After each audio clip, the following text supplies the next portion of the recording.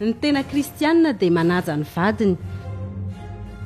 Araka nefa lazaintsika ombienymbeny nefa miariary mihitsy ankehitriny ny tena kristianina sy ireo kristianina saritsariny. Ireo saritsariny tokoa mantsy no mafana fo mamonjy fotoam-bavaka sy mandray anjara any am-piangonana nefa dia mangala badin'olona sy mampirafy ny vadiny ihany. Dia isy ve ny teny hoe tsy mampaninina izany? Mety mahazo ny olon-drehetra izany? Tsia, raha kristianina ianao dia ota-goavana ary anafaizan'Andriamanitra anao ny fijangajangana na amavan'ny mpitondra fivavahana sasany aza. Tsy mahagaga moa izany satria betsaka amin'izy ireo aza no ao anatiny. Firifiry moa ankehitriny ireo misipasipa sy mifanadala ny amin'ny toeram-piasana. Samy manambady ara-dalàna izao fa dia miarakaraka avokoa.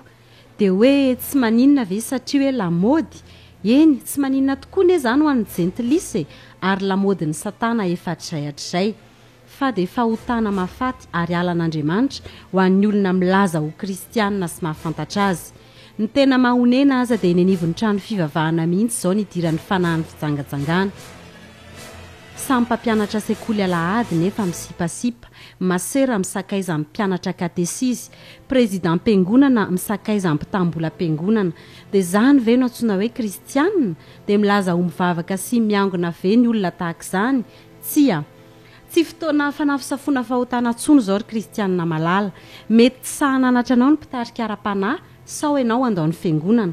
Fa Jesosy Kristy naniraka ny ampibebahana ny olona ka izay no sahiana miteny fa fahotana ny fijangajangana ary hosazian'Andriamanitra. Ndenge ho amarintsika amin'ny tenin'Andriamanitra ny fahamarinana hatrany am-piandohana dia vehivavy tokana no noforonin'Andriamanitra ho an'i Adama. Na dia nisy naningana tsy nanaraka ny sitrapon'Andriamanitra azy dia mitoetra foana fa vady tokana no noforonina ary nataon'Andriamanitra ionina amin'ny vady tokana ny lehilahy na vehivavy iray. Fa hatramin'ny fony vao nanaovan'izao tontolo izao dia lahy sy vavy no nanaovan'ny olona. Ny didy folo izay didy voalohany napetrak'Andriamanitra ho toavina dia ahitana mazava ny hoe aza mijangajanga ary didy mbola mitoetra ho tandremana foana izany ankehitriny. Ny filazana faradalàna na hoe normal ny mity olona mihoatra ny tokana dia avy amin'ny satana. Na inona antony dia tsy azo hamarinina araka ny tenin'Andriamanitra mihitsy izany. Hoy ny voalaza hoe koa dia tandremo ny fanahinareo ary ao ka tsisy hamitaka ny vadiny fahatanorany fa halako ny fisoram-bady hoy Jehovah Andriamanitra ny Israely. Hitantsika araka izany fa ny fijangajangana na ny fampirafesana dia alan'Andriamanitra tahaka ny fankalan'ny fisaraha-panambadiana koa na dia hamaivanina koa azy izany ankehitriny. Zava-dehibe ny hananany tsirairay ny vadiny sy hanajany azy. Hoy ny tenin'Andriamanitra hoe anefa noho ny fijangajangana dia aoka ny lehilahy rehetra samy hanana ny vadiny ary aoka ny vehivavy rehetra samy hanana ny vadiny avy. Fantaro fa natsitan'ny olona aza ny fangalaram-bady ary efa mahalana koa aza moa izany satria ankehitriny dia ariary mihitsy aza ny fampirafesana ary miambo ery izany lehilahy miaraka amin'ny vehivavy vadin'olona izany ankoatry ny vadiny. Dia hitan'Andriamanitra avokoa ny zavatra rehetra ary tsy misy mandalo fa voarakitra sy adinina amin'ny fitsarana avokoa. Aoka tsy ho disy hevitra ianao fa tsy fampitahorana akory no ilazana an'izany fa fitiavana iomananao fa ratsy ny vokatry ny fijangajangana. Aoka nakaja amin'ny olona rehetra ny fanambadiana ary aoka tsy voaloto ny fandriana fa ny mpijangajanga sy ny mpaka vadin'olona dia hoelohin'Andriamanitra hoy ny voasoratra.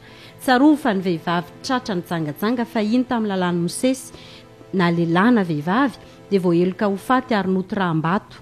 Ankehitriny ny fijangajangana dia heloka mitondra amin'ny elo raha tsy bebahana ary ny fialana amin'izany sy ny fanoloran-tena ho an'i Jesosy Kristy irery ny vahaolana. Ny fijangajangana dia famatoran'ny fanahy ary sarotra ny ala amin'ny herin'ny tena ka tsy amerina intsony. Mety ho afaka ihany raha ikiry fa mifankam-panahy voalohany izay mitranga avy eo dia ho tratra indray. Izany no ilana ny fanafahan'i Jesosy Kristy.